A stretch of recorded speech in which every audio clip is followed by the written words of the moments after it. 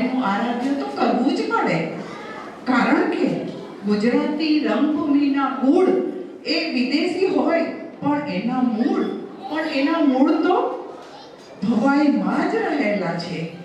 કથા છે, અસહાયક ઠાકર નામના ગામમાં એક વર્ણ જાતની દીકરી ઉપર સુબાની નજર પડી. ગામમાં કોઈ આગળ આવ્યું નહીં એને બચાવવા માટે.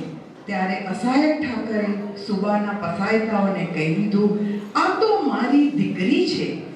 કારણ કે સુબાએ પસાયતાઓને કહી દીધું કે આ દીકરીની કોઈ ઉપર બ્રાહ્મણની નજર ન પકડવાની હિંમત નહોતી. અસહાયક ઠાકરે વાત પર સહેજ વહેમ પડ્યો અને એટલે એને કહ્યું, જો તમારી દીકરી હોય તો તમે એની સાથે એક થાળીમાં જમણ કરો. દીકરીની આબરૂ બચાવવા અસહાયક ઠાકરે એની સાથે જમણ લીધું અને સુબાના પસાયતાઓ તો ચાલ્યા ગયા, પણ દીકરીની આબરૂ પણ બચી ગઈ. પણ ગામમાં બ્રાહ્મણને અસહાયક ઠાકરને નાદબાર મૂકી દીધા. નાદબાર મૂક્યા પછી બ્રાહ્મણ પેટ ભરવાનું પણ વાંધા પડી ગયા. એટલે કંટાળીને અસહાયક ઠાકરે ગોરનો ધંધો બંધ કરી દીધો અને નાટકની ગરિમાનો ધંધો શરૂ કર્યો. આમ થઈ ભવાઈની શરૂઆત. અને ભવાઈની શરૂઆત 14મી સદીથી અસહાયક ઠાકરે 300થી વધારે વેશ લખ્યા છે એવું કહેવામાં આવે છે. ભવાઈમાં સંગીત, નૃત્ય, અભિનય, સંવાદ આ બધાનો સમાવેશ થતો હતો.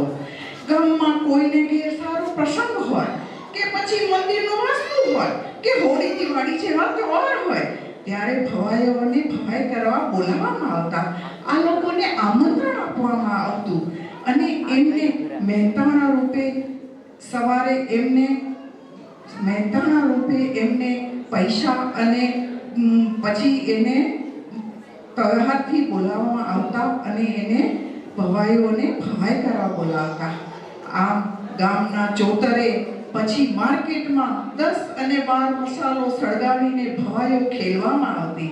બીજે દિવસે સવારે એ લોકોને બોલાવી મહેનતાણાના રૂપે સીધો અને સામાન અપાતા. થોડા વર્ષ પછી મસાલના અજવાળે અને પછી પેટ્રોમેક્સના અજવાળે આમ ભવાઈ ખેલાતી રહી. પુરુષો સ્ત્રીઓના પાત્ર કરતા. આમ ઊંચો ચણિયો, ટૂંકું બોલવું, થીગડાવાળી ચૂંદડી, ભોગીલા નાક પહેરીને જ્યારે આમ ગામમાં નીકળે ત્યારે ચોગ્યો છે મારો કાન, હું તો ગોતું છું કાનને ભાન, ચોગ્યો છે મારો કાન. આવું ગાય અને થોડી વાર પછી જોનારાઓમાંથી એકાદાની બૂમ આવે, અરે એ તો પીડીપી વાગ્યો છે.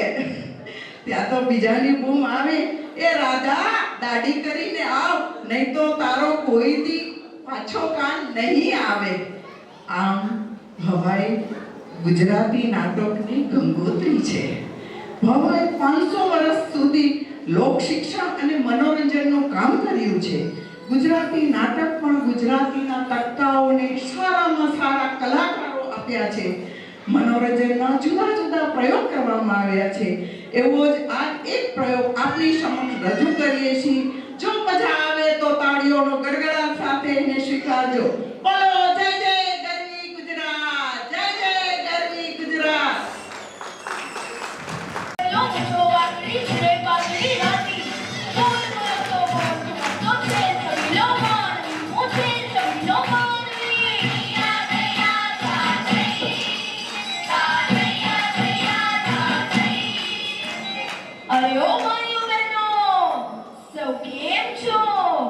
મજામાં ને?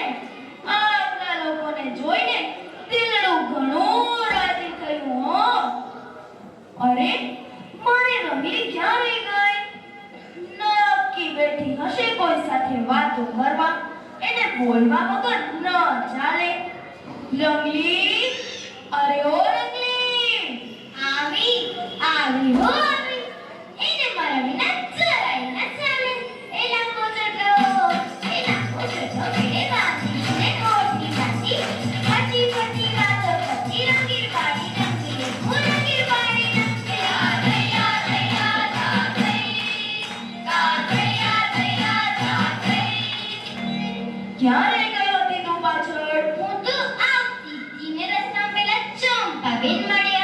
તેઓ કહેવા લાગ્યા કે એમના બાજુવાળા જશોદાબેન સાથેનો ઝઘડો થયો હતો.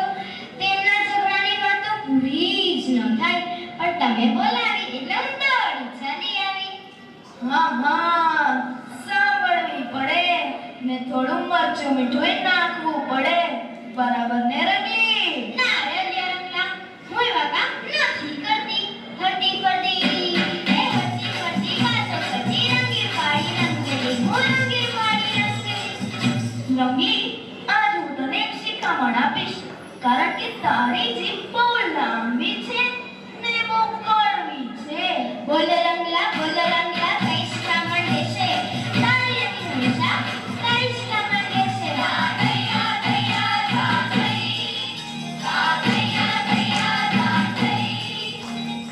રંગલી આ વાણીની વાત કહું તને ન્યારી, કોઈની વાણી મીઠી તો કોઈની વાણી કડવી. વાણી છે પ્યારી, વાણી છે ન્યારી, વાણીનો કમાલ ભાઈ, વાણીનો કમાલ.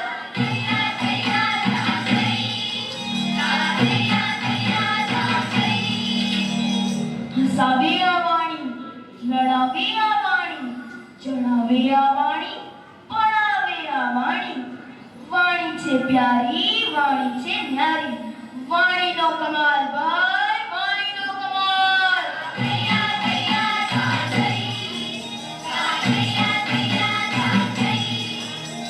ડરાવે આ વાણી, બચાવે આ વાણી, તરાવે આ વાણી, ડૂબાવે આ વાણી, હરાવે આ વાણી, જીતાવે આ વાણી, સમજાવે આ વાણી, પછડાવે આ વાણી.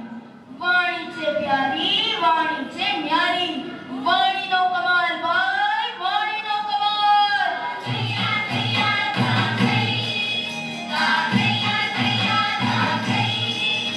અરે ઓ રંગલા, તું ઊંઘી મરું ને ના બોલું વાણી?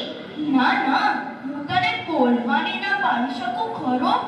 મારી એ હિંમત? તો પછી સાચો માનવી એ જાણું છે